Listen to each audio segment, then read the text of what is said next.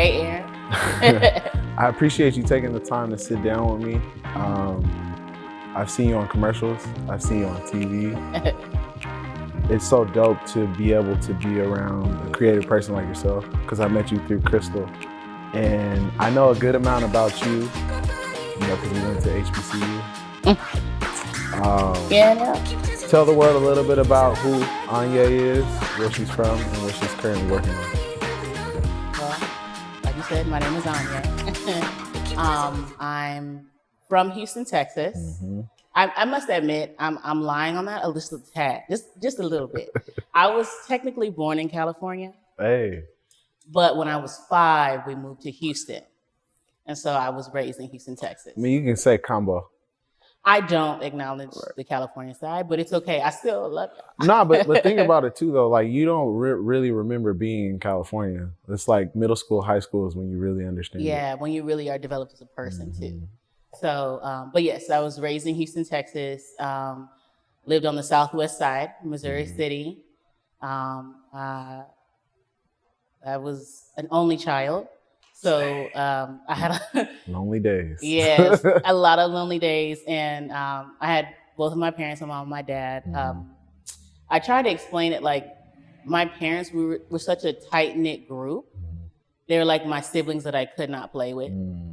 But I still tried to play with them, right? So raised in Houston with deep Louisiana roots. My mother is from Breaux Bridge, Louisiana. So I grew up hearing Zydeco music. My mother speaks Creole fluently with her 9 other brothers and sisters. Wow. Unfortunately, I didn't learn it, didn't get a chance to pick it up, but I'm working. See, that's how it is with me in Spanish. Yeah, but see, I think Spanish is much easier though. It is. Yeah, because you can go to like a fast food place and they'll have like a Spanish side. menu. Yeah. Now, if I go to Louisiana, there'll be certain things that'll be like Creole or French influence and stuff like that. I'm really big on family, really close to my mom's side. Close to my dad's side too, but much closer to my mom's side because we were all in like Houston and Louisiana. So like 3-day weekends, holidays, like summer, always with them, always down in Louisiana, spending time with my grandmother, my cousins. I'm trying to think of what else, but yeah, that's where I come from. I have a real strong Southern background. I actually went to school at an all-Black private school for most of my life. You see my eyes? What? Yeah. So, and it was a private Catholic school too. Wow. I didn't even realize that a lot of Black people are not familiar that there is a Black population within the Catholic Church. But my mom really raised me within that church community. So first communions, baptisms, like doing things to give back to the community. I was always hanging out at church. And, being Catholic, drinking is just fine. So like if you go to Zydeco at church, people are drinking their beer or whatever they have. Yeah, and I didn't know that was like, I didn't know that people don't do that. I didn't know like, people go to their church and like alcohol is a no-no. But you go to like whatever celebration we may be having, there's gonna be beer, there's gonna be Crown Royal, and other things. But it's kind of a good thing too, because you can still be conservative and still have fun and still kind of, everything was always, for lack of a better word, just appropriate. Like I don't think I ever experienced anything, or at least for me, at my church where people got like belligerently drunk and out of control at a it was like church drinking function. a soda. Yeah, like it was very relaxed. People would bring their families. People would bring, their foods like gumbo and boudin and all that type of stuff. So it was really like a nice communal thing. So obviously being raised by that. And then my mom, she went to Grambling State University. So I in turn went to Grambling State University. Hey. Shout out Tigers, I see y'all. Did that. Lived in Dallas after I graduated, and then moved back to Houston and came out here to LA. Nice. Yeah. So you talked a little bit about growing up, in those different places, but how was it growing up, with your parents and being the only child? Like, how was that experience? Being growing up with my parents honestly was awesome. Mm-hmm. We, like I said before, like we were really, really tight. My parents were very big on traveling, on getting in the car and just driving and going and having a good time. Right. My mom was very heavy with like keeping me in tune with the arts, and my dad was very much like, "Oh, we're gonna try to get you into sport." I think he low key thought I was gonna be like some kind of sports protege or something, because he was like, "We're gonna get you a scholarship." So like in middle school, he had me in volleyball and basketball and softball, and then I would do like swim team during the summer, which I still love to swim to this day. And so we had a very active life together, if that makes sense. That's beautiful. Yeah. Well, it kind of makes sense why you were saying like they're your like authoritative siblings. Yeah, definitely. Like, I mean, I had friends that I would go visit and stuff like that. They would have to tell me to come home, of course, because I didn't know how to go home. But I spent a good majority of my time with my parents, with them. They were very good at just working together, tag teaming, and they really loved each other as well. I think them having their strong bond really just helped me have a strong bond with them. It just transferred over so easy. So we're going to go a little more personal, and I'm going to ask you, what's the hardest thing you've ever dealt with? The hardest thing I've ever dealt with is my dad passing away. Sorry to hear that. Yeah, he passed away my senior year of college. Wow. Right before I was supposed to graduate. And that was, me and my dad were so close. I spoke to him every day. And that was the first time that I didn't speak to him for like 2 or 3 days. And I remember feeling like sick, and I was a theater major at the time, so I was in a production, and I just did not feel like going to rehearsal. I wasn't feeling good. I wasn't feeling well at all. And Saturday morning, I got a call. It wasn't even my mom. It was a friend of the family who lived like directly across the street. And she called and she was like, Aigner, your dad is sick. He's in the hospital. So we've got a plane. You need to get a ride to Monroe and you're going to come home. And I just was like, whoa. I got real nervous, and she was like, no, calm down. Everything is fine. Just come on. But the truth of the matter was he had already passed away, and they knew they couldn't tell me. And it was like, I'm getting choked up about it now because it was almost like a bad rumor. I almost needed him to tell me, hey, just want to let you know, I transitioned on. Because people were telling me what happened, telling me when, asking me how I'm feeling, and I couldn't process. Right. I couldn't. So that's a kind of like one of the pinpoints for me as far as my life. And after that, I think another hard time was like getting a divorce.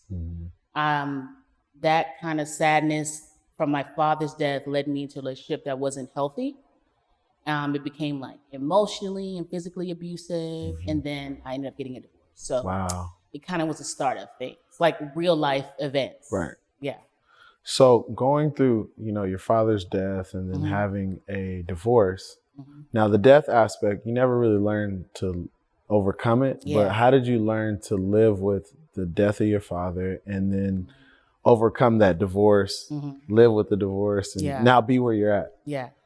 The key to living with my father's passing is knowing that he didn't go anywhere. He is literally a part of me. He's in my blood.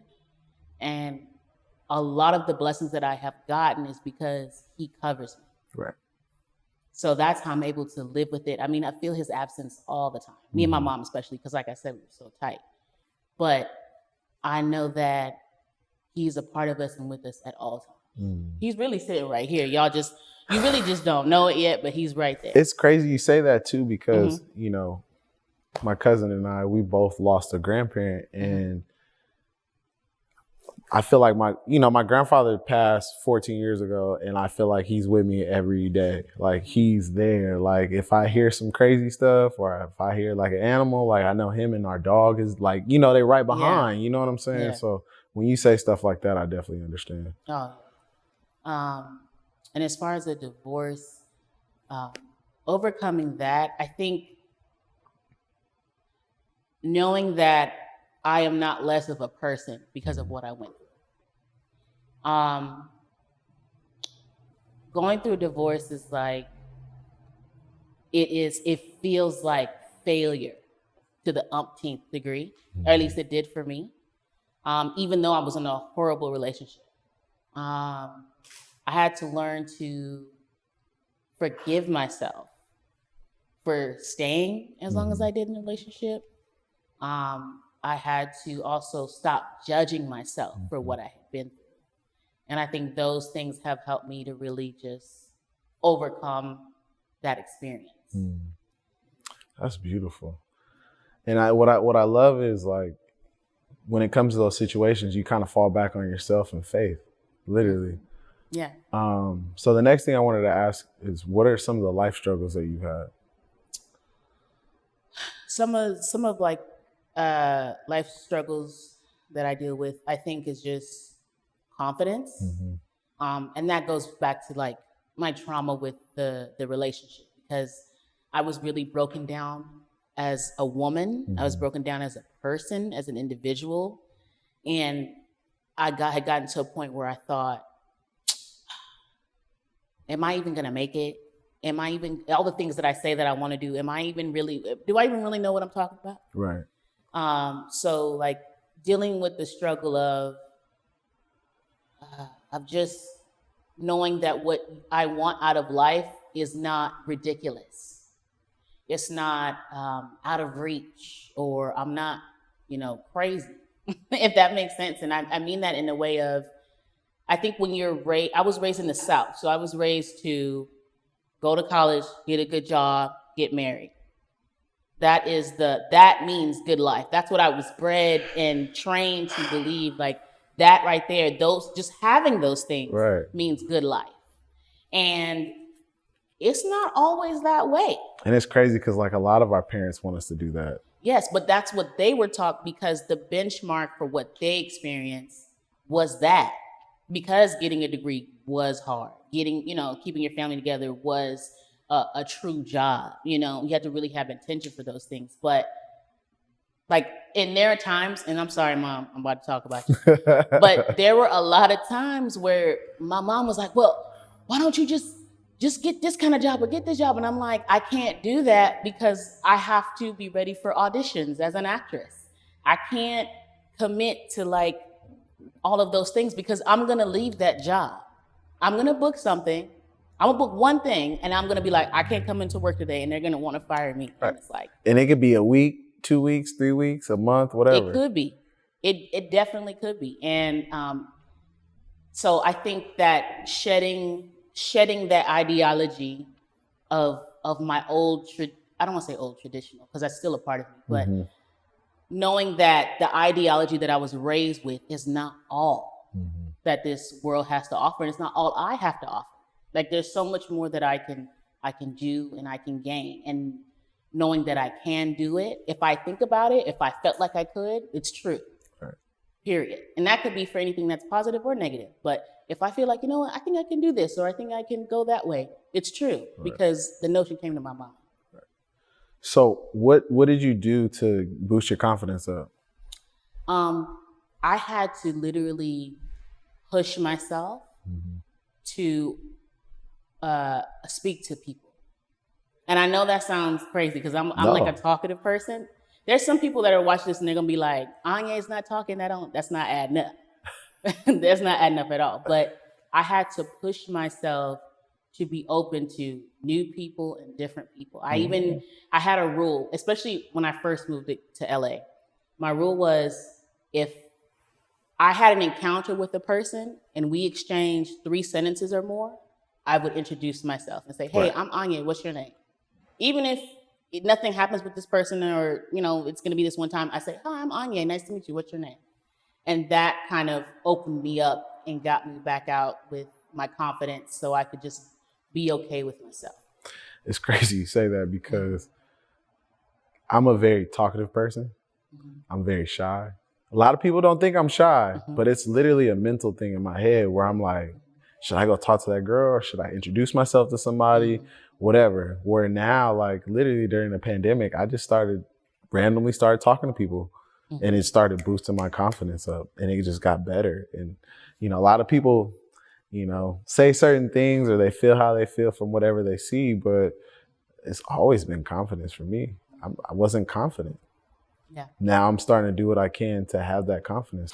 But, just having that confidence to be able to talk to somebody, like it's ecstaticing now. Like it's fun. Like, yeah, it is. And after a while, like you said, you get to meet people, mm-hmm. Like I have a relationship with some, a barista at a coffee shop now, or even like there's certain homeless people that I've interacted with. Same.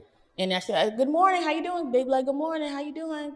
That type of thing. So it's like just opening yourself up to and not expecting anything too. Mm-hmm. I think I don't want to say lowering your expectations, but just having no expectations of what can happen just by talking to someone. So the next question is, what are your daily struggles that are holding you back from your fullest potential? Daily struggles. Honestly, I miss my family. Mm-hmm. I don't have any family out here in California that I know of. Right. Because let me know, hit me up. But just not having like missing my long-term friends Mm-hmm. that I've known since I was a kid, or like even some college friends. And I think that's a little bit of a struggle for me, because a lot of times you hear the phrase, oh, you need to find your tribe. When you find your tribe, you're winning. You find your tribe, you're winning. I'm like, do I have to find a tribe? Like, does a tribe find me? Like, because I'm someone who actually ends up in a lot of different circles, right, or friend groups. Same. So I don't want to say like I'm a loner, but it's like I sometimes feel the pressure to find this tribe, and I'm like, I don't know if I need to lean into that. And that's a daily struggle here, because I know it could lead to other things. Right. So I don't know. I think that's about where I'm at right now. So what are you doing to find that tribe, or, to fulfill that lonely, not necessarily mm-hmm. loneliness, but not having, family here? I try my best to communicate with them. Mm-hmm. Not to say that I don't have friendships or valuable friendships here, because I do. But I think it's just different when you've known someone since high school, since middle school, since college. So I try to maintain communication with those relationships. Even like the theater department that I graduated from at Grambling, we have like a Facebook group. Mm-hmm. And I created it so that way, like, people can share their accomplishments. Like, so I think that's another thing too. People are afraid to share their accomplishments. So I feel like coming together, we're able to communicate with each other, get familiar, crack jokes, and just know that we're still all connected. So right. I think that's the main thing, communicating with family and friends of all. No, that's beautiful. So being that we spoke about, childhood to where you're at, what's your outlook on life now? My outlook on life is to do everything and anything that I want to do, especially with this pandemic. Because I was one of those people that was freaking out. When they said everything was shutting down, I had my gloves all the way up to my neck. And I went to the grocery store. I bought all the Lysol. I'm the one that bought all the toilet paper. I'm the one that bought all the detergent. I went to like TJ Maxx and Marshalls before they closed, bought all the hand soap. I knew it was over. I knew it was going to end. And I said to myself, dang, I didn't even get to learn how to surf. I was like, so if this is it for us, and that might be really dramatic, but if this is it for us. Well, for the time being, it is. Yeah, like there's so many things I didn't get to do. Right. And so I think my new outlook on life is, if anything I want to do, I'm going to do it, period. That's beautiful. So the next question is, what's your ultimate goal in life? My ultimate goal in life is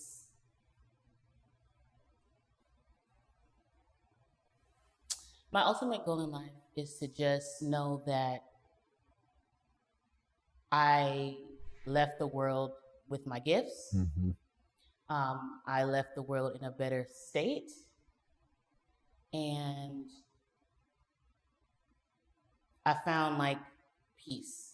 Like I found like a home within myself. Right. So I think those are, I gave more than one, but Hey, I think that's, but it all aligns itself to being yourself. yeah. Just know that I gave what I was supposed to. My last and final question, favorite question. If you were to give someone advice that looks like you or that has been through the same situations as you, what would you tell them? I would tell them that they are more than enough and they lack nothing. Wow. That's what I would say. Super nice, simple, and amazing. Nah, I love that. Well, Aigner, I appreciate you taking the time to sit down with me. Make sure you guys look at those commercials and some of the stuff and that she film, did. like I got a film that I booked, short film, so hopefully that'll be out so you guys will see. Make sure you follow her on social media. And please leave comments, questions, anything down below, and follow us and look out for the next episode. Thank you. I just want you to know you are not alone.